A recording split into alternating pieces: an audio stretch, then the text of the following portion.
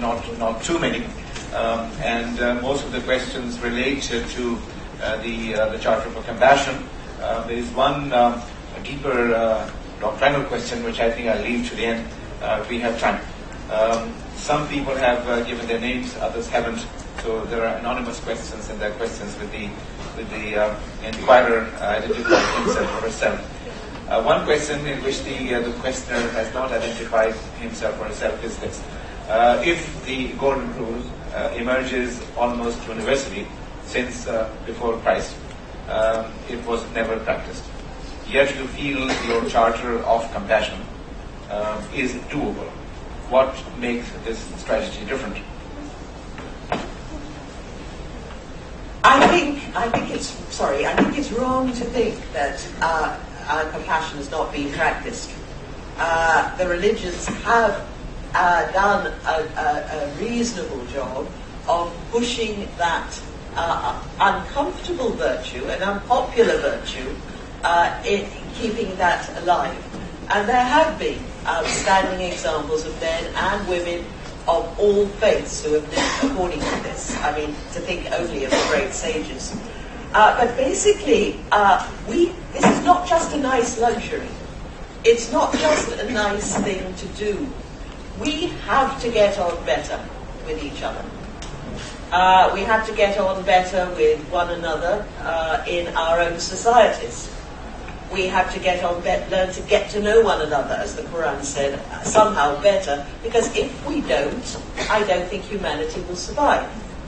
At a time when increasingly disaffected groups are going to have the powers of destruction previously the reserve of the nation state, life will become unviable if there isn't a turn around. And I think we become particularly hard-hearted. Certainly in Britain, we've become much more judgmental, sneering, cynical, hard-nosed.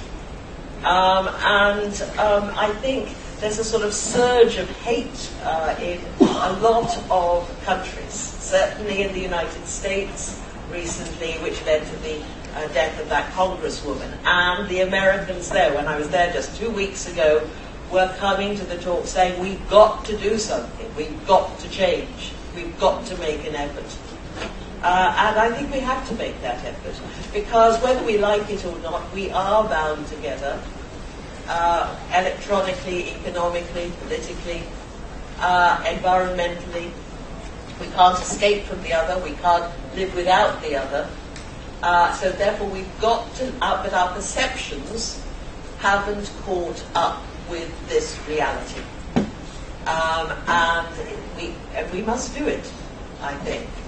And that's what our religions tell us to do. So if you're serious about religion, or serious about morality, the Golden Rule is the basis of morality, really, of treating other people with decency.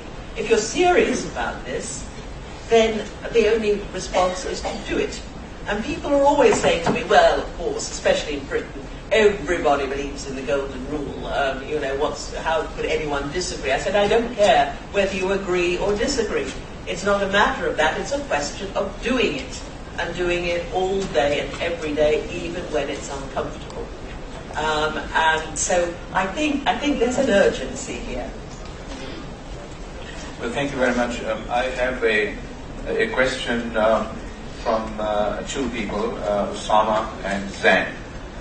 You said one should show compassion to everyone, no matter how awful or how awful a human being is. How would you tell a Jew or a victim of World War II to be compassionate to the Nazis?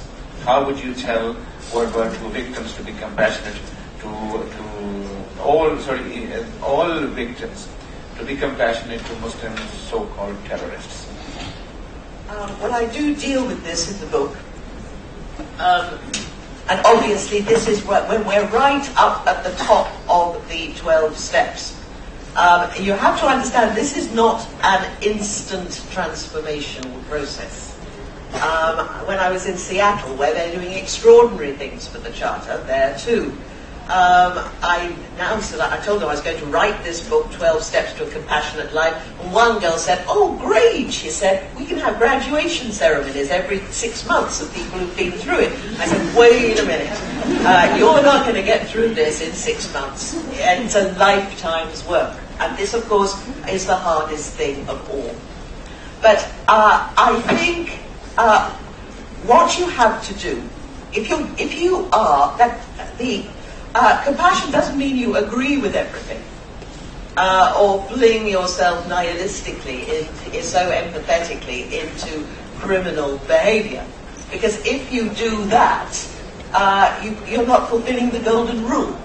I mean, would you like to be incarcerated in Auschwitz, or would you like to be bombed by terrorists? No is the answer. Then don't do it to others. You cannot condone the path the terrorist has taken. But one thing I would say, and I have said to the West, is not to see this as some atavistic thing that's come out of the blue, but to see it, to see the dissatisfaction and frustration and anomie and distress in various parts of the world, where people lose hope of the ordinary political process. And once people feel they've got absolutely nothing to lose, nihilism sets in. Now, that doesn't mean that you therefore condone what has the atrocity or the crime against humanity that is committed. No, you can't if you believe in the golden rule. But you will have tried to put yourself into the place of many of the terrorists, fellow countrymen and co-religionists who may be suffering in the way that you devised, but who have not resorted to this criminal behavior. And in so doing, have begun to understand more about the pain of the enemy.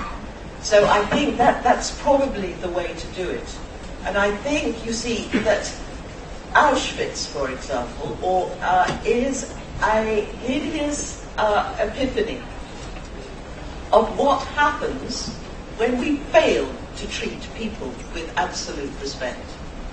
When we fail to see the sacredness of every single human being and think of them as simply vermin, that people in our way that can be annihilated. And we should meditate on these crimes of our time deeply and realize, I mean, you know, for us British and participants in World War I, we also have to acknowledge two things. Number one, that Hitler could not have done what he did without 1,000 years of Christian anti-Semitism in Europe. So it was in the culture. And we have to acknowledge that. That's part of our great shame. And number two, that had the Allies, after World War I, not imposed such humiliating conditions on Germany, Adolf Hitler would probably not have come to power. You know, there's usually, and you know, we also have to examine, as I'm constantly telling Western people, our own behavior in the Muslim world, both in the colonial period and in the post-colonial period. So, you know, it's not just that they are bad and we are utterly blameless victims, always. And the trick is to learn from this and not think that just because you've suffered a terrible injury, you therefore have a sort of carte blanche to inflict pain on others. I don't want to encroach upon the time which is meant for you, but let me say very quickly that questions are piling up and we will not be able to take all of the questions. We have to finish at 4 o'clock, and I'm more or less going through them randomly, except that those questions which are doctrinal and philosophical, I have put them on the side for now. Relating to what you just said, there's a question from Nida. Do you think it is enough to encourage people to strive for compassion without addressing structural inequalities and injustices that may lead to the hardening of division between people? Absolutely. Is that right? absolutely, these things are part of the endeavour. It's not just a question of us wandering around looking soft and sweet. We have to examine these things, study them, write about structural and systemic injustice, and protest about them to our governments. I mean, those of us who live in a democracy must start activating and creating awareness. There is widespread awareness of these structural injustices. Soon we have to start saying that these are not acceptable. They are also dangerous for us all. The poverty of one part of the globe is bad for the economies everywhere because we are so interconnected. And if you treat even just relying on pure basic self-interest, if you're going to war, you can say, is really no longer feasible. In this now that we have these weapons. No. This is part of the whole endeavour, I think. Not everybody can undertake these kind of studies, but those who can should do so and lay bare these gross inequities. And after all, things are being shaken up. The Middle East is in turmoil as we speak. Very interesting to see what will happen now. This could be the end of a major era, and it's like what the Americans say, it's not all doom and gloom. And our financial institutions have taken an enormous beating recently. Things that we thought were absolutely rock solid suddenly proved to have feet of clay. Where people are not so certain and happy about the status quo as they were. And this is the time to start serious reflection, but that not just leave it in a laissez-faire way to our dear rulers, because we must also take responsibility for our future and for our various societies. I think it won't be right only to take questions which are gently worded, but maybe one or two questions where the questioner shows a little bit of passion and an impatience. Question from Rana Sajjad. Instead of focusing on the general public, wouldn't a good starting point for spreading the message of compassion be the hate mongers on TV or places of worship? Apparently, and rather unfortunately, these are the people having considerable influence in shaping people's opinions. Now, one question which is perhaps related to this, I should attach this to, and then two people will be answered simultaneously. The question is, how do you see the NATO in Afghanistan, especially UK's forces, using your 12 steps to emphasize and empathize with the terrorists, or should they? Right. Now the first one was what? Hate mongers. Oh, the media. Major work to be done on the media. Really, and one of the things I'm always talking about is the media bear a huge responsibility for misunderstanding, misinformation, perpetuating all this stuff. And I think one of the things I want to do is try. The good news is that newspapers, for example, are beginning to fold. They are beginning to be less read, and more people are looking for their news online. I want to create some kind of blog and relying on partners on the grounds in various parts of the world to counteract these stereotypical views. For example,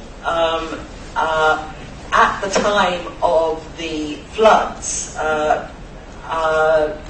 leading businessmen in Pakistan put everything on hold and went out to the flood areas and worked and tried to bring help and stuff. That's something that should be out on right the way through the world to counter the negative impression people have of Pakistan.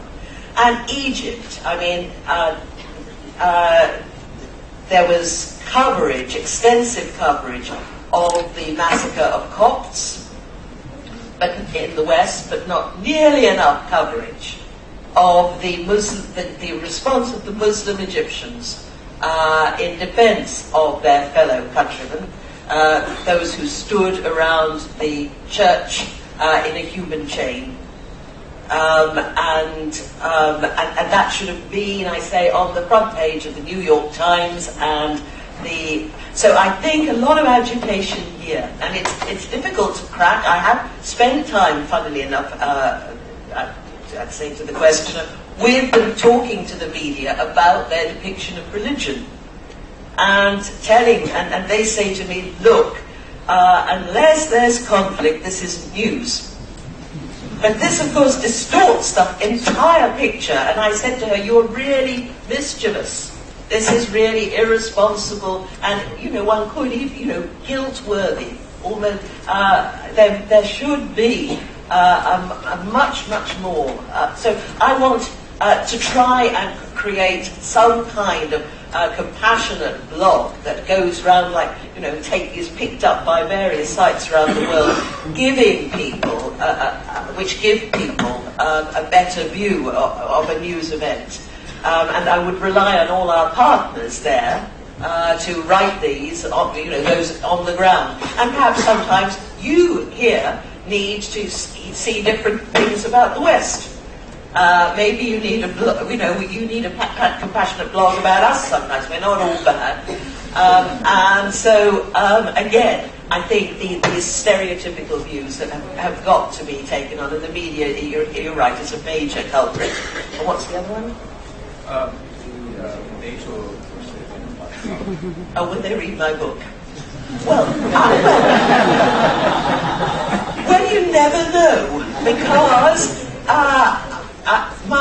not that I can't claim that it's done much good, but the American Army did pick my History of Islam as one of the books that soldiers should be taking, should read and study before they went out to Iraq. Admittedly, it didn't seem to have rubbed up on them much or to have done much good, but who knows?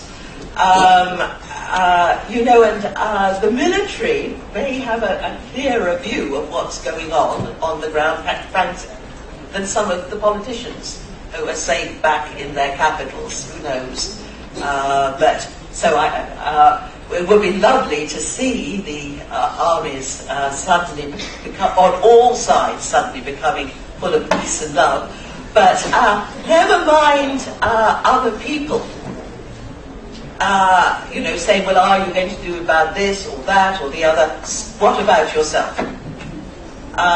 What about yourself? This is a responsibility for all of us.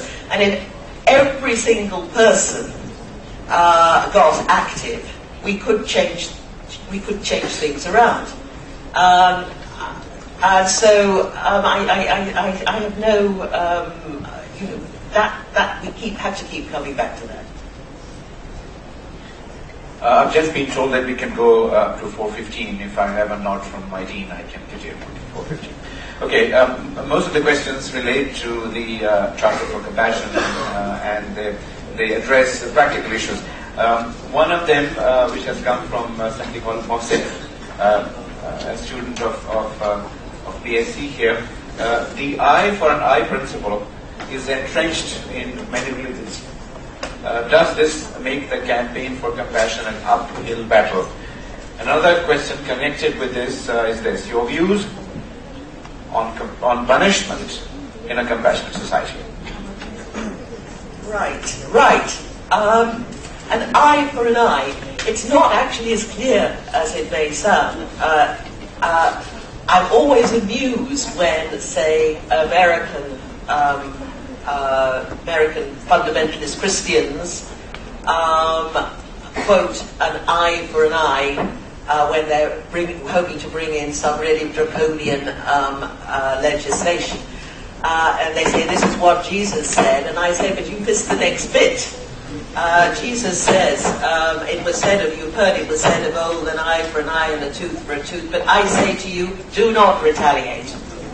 And similarly, the Jewish scriptures are very much more complex than that.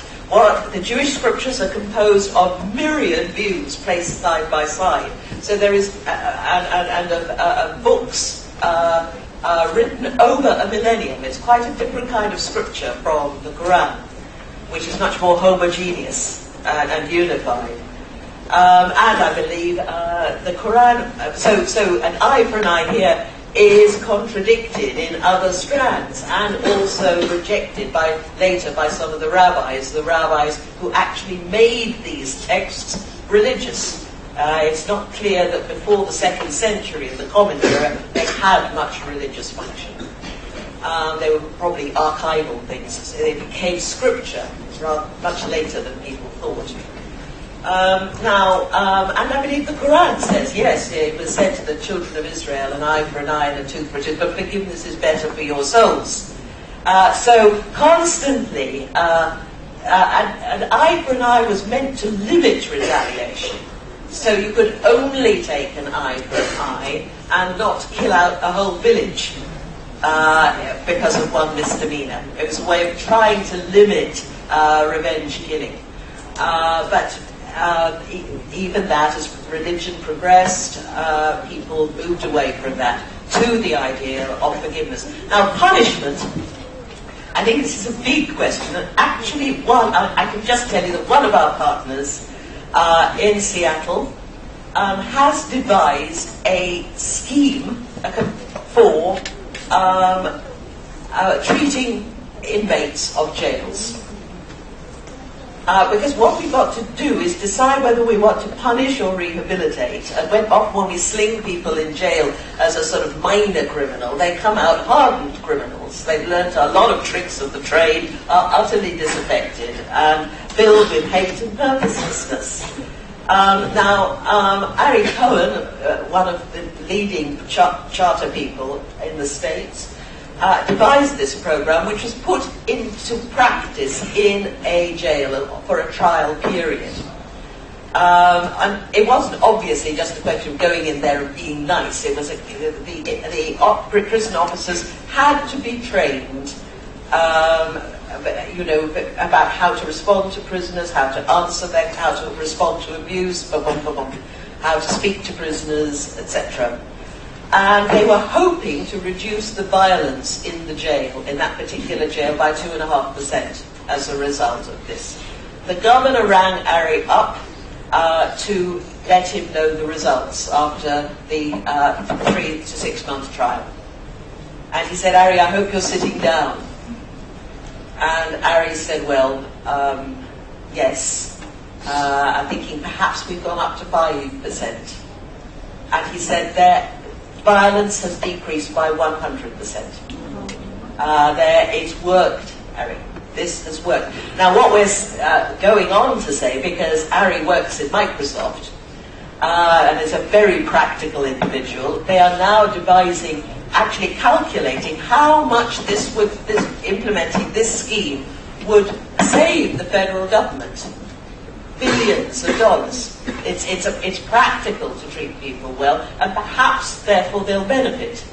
There was another scheme that someone was telling me about this time last week in England, too, in America, whereby they are looking, which I think is a good idea, it's not a charter thing, but it's something I can see the point of immediately, whereby in American jails where they have slightly more room, certain prisoners can apply to be on a program that trains and looks after dogs with a difficult history, perhaps a puppy, and trains them into, according to a plan, into a sort of a more manageable state, and then they can be given away, and then they get another dog. And the change in these men with this dog, these hardened, criminals, suddenly going gooey about this little furry creature, weeping when it goes, you know, again, violence in the jail and behaviour in the jail has decreased enormously. And if they offend, they get taken off the programme. But this gives prisoners something to live for in jail, other than just existing from day to day. And so I think that, so yes, we are thinking along those lines, at least some of our partners are. The thing is that I am not the Pope of compassion. I am not sitting, you know, in my house in London issuing decrees and directives as to what people should do. Everybody's got to run with this in their own way, according to their own talents.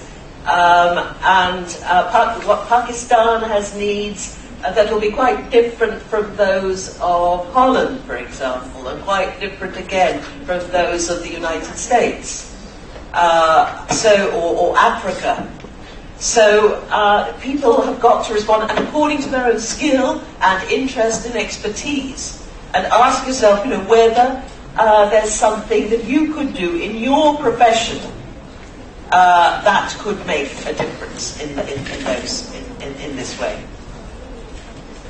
Well, thank you very much. There are some questions which throw into perspective some of the theoretical presuppositions of your position, and I think that perhaps I should read some of them for you, and then see if we have more time for anything else after this.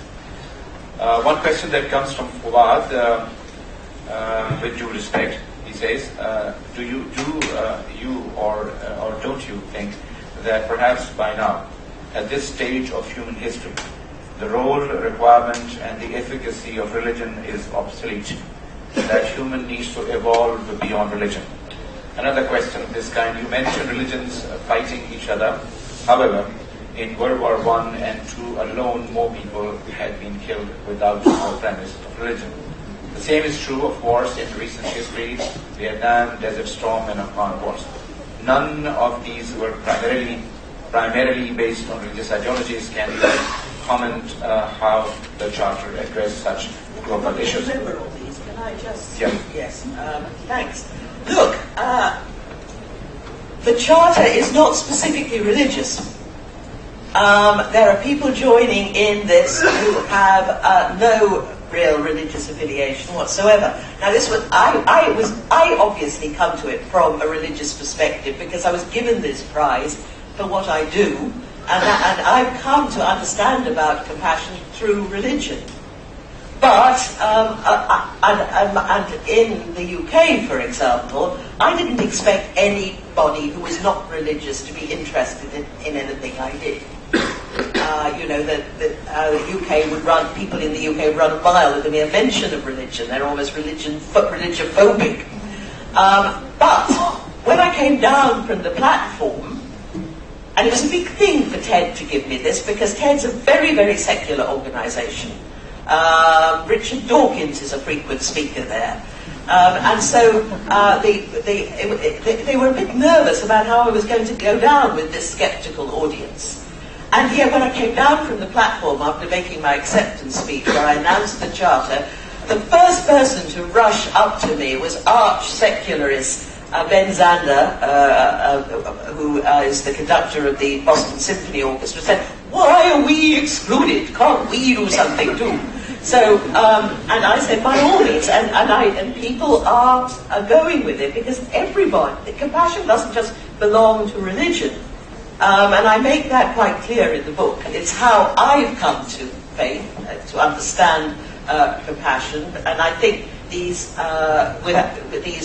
traditions still have a lot to teach us. But a lot of people still are religious, not in Western Europe. But Western Europe is becoming increasingly old-fashioned in its secularism. And there's a lot of what the Buddhists would call unskillful religion around. And I think that this should be addressed too. You know, and of course, I'm constantly saying, till I'm sick of the sound of my own voice, that these wars are not religious wars. You know, war is not the result of religion. War is the result of human greed, ambition, envy, and unfortunately, though often these self-serving emotions are often sanitized by being given a religious or an ideological justification. And so, no, this is not any news to me that these wars were all secular. And I think most wars, I'm writing my new book on the relation between violence and religion throughout history and in all religious traditions. So if I ever come back in 3 years' time, I'll be able to sort of nuance this. But basically, yes, but nevertheless, here we are in conflict. Here we are in a world of increasing hate. And whether we are religious, and some people are, or whether we're not, we have somehow to deal with this situation. And compassion belongs to us all, not just to the religious. Thank you very much. I have just received a question from Mr. Harshwani, and given the major role he has played in bringing the speaker to us, I think I should give it priority and read his question first before we let me read it anyway. It's a good question, and it's a practical question. In a fractured society where people are willing to kill each other, how can we implement the Charter for social benefit? Right. Here in Pakistan, I know you have a polarized society, and a lot of people with hardline views, and there's killing. This kind of polarization is not unique to Pakistan. It's also evident in the United States. A huge gulf between the liberals and the right, who are often lean to the fundamentalist wing. In the Middle East, many Middle Eastern countries are similarly divided, including Israel. So this is a common problem. And how do we deal with this hard line in our own society? And I think the only way is somehow to seek a way to that does not go to aggressive confrontation. Somehow we have always the duty to speak out when we see cruelty and crime and wrongdoing. But if we speak in anger and hate, it will only escalate matters. I've made a study of some groups with conservative and sort of rightish leanings in Judaism, Christianity, and Islam. And every single one of these faiths, these religiosities that have developed worldwide in the course of modernity as a result of the strains and stresses of modernization, every single one of them is rooted in a profound fear of annihilation, and is often begun by what is perceived to be an assault by the secular or liberal establishment. And so when they are attacked, either in a media campaign or with guns or whatever, they almost invariably become more extreme. So denouncing angrily is counterproductive. Somehow we have to find a way to say firmly and clearly what we mean, but try to speak without animus. Try to take into account the anxieties and fears that lie behind a lot of this, because we all have pain. I come back to my talk. And find a way. It's not easy. We've got to find a new means of discourse, because our discourse is so often aggressive. I mean, even in academia, or politics, it's often not enough for us to seek the truth. We also have to humiliate and defeat our opponents. We're not Socratic at all. Somehow it would be nice if we could ask the Socratic question that forces people to think, but not in an aggressive "yah, boo, sucks to you" kind of way. And so I remember being struck by this many years ago now, when I was attending a conference called God at 2000. There was 7 of us from all different faiths, scholars, who all had to say what we personally had learnt about God from our studies, what our studies how our studies had affected our personal lives. And it was a wonderful conference. We thoroughly enjoyed it. And then, on the last day, when we were all sitting there in a panel, a fundamentalist, a Christian fundamentalist, I can call them fundamentalists because that's what they call themselves, erupted in the hall and started screaming at us. Absolutely screaming, incoherently. And it was hard to make out what he was saying. But what the gist of it seemed to be that Jews and Muslims were going to go to hell because they rejected Jesus, and all you lot who think that's okay are going to hell with him. And then he was kind of hustled out. And the moderator said, well, I wish we could have talked to him, because he is actually part of the story of God at 2000.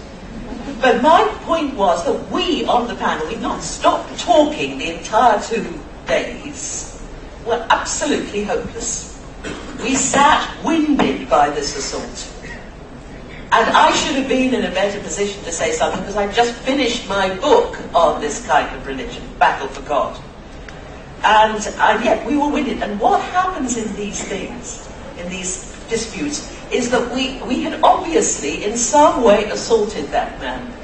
Assault with our views, which we loved so much and were so excited about. This had hurt him in some way, assaulted him in some way. And that's what we're doing with one another. We are assaulting one another's most sacred positions. And that's why these are so difficult to manage. But somehow, we've got to learn to negotiate these in a calmer way, just breaking this escalating cycle of attack, counterattack, offensive, counter-offensive, where the whole thing gets ratcheted up time and time again. I'm afraid we have come to the point where we have to end this session almost by falling short a few seconds. It is 4:15. But let me say a word to the students. Many of your questions are such that they have been already answered by Karen Armstrong. I particularly advise you to read her book, Spiritual Staircase, I beg your pardon, Spiral Staircase, My Climb Out of Darkness, which came out in 2004. And there is a book called A Case for God, which was reviewed in the New York Times Book Review. She does answer your questions. For example, the question here that I have, which was the first one I received, and I'm not going to ask Karen to answer it, but I'll just read the question, and I'll tell you that it has been answered by her. Many people today consider God to be an outdated concept and simply a source of comfort for the disillusioned. As Karl Marx said, religion is the opium of the masses. What are your views on this? And if I could be her spokesperson, I will say, read the book. And it has the answer.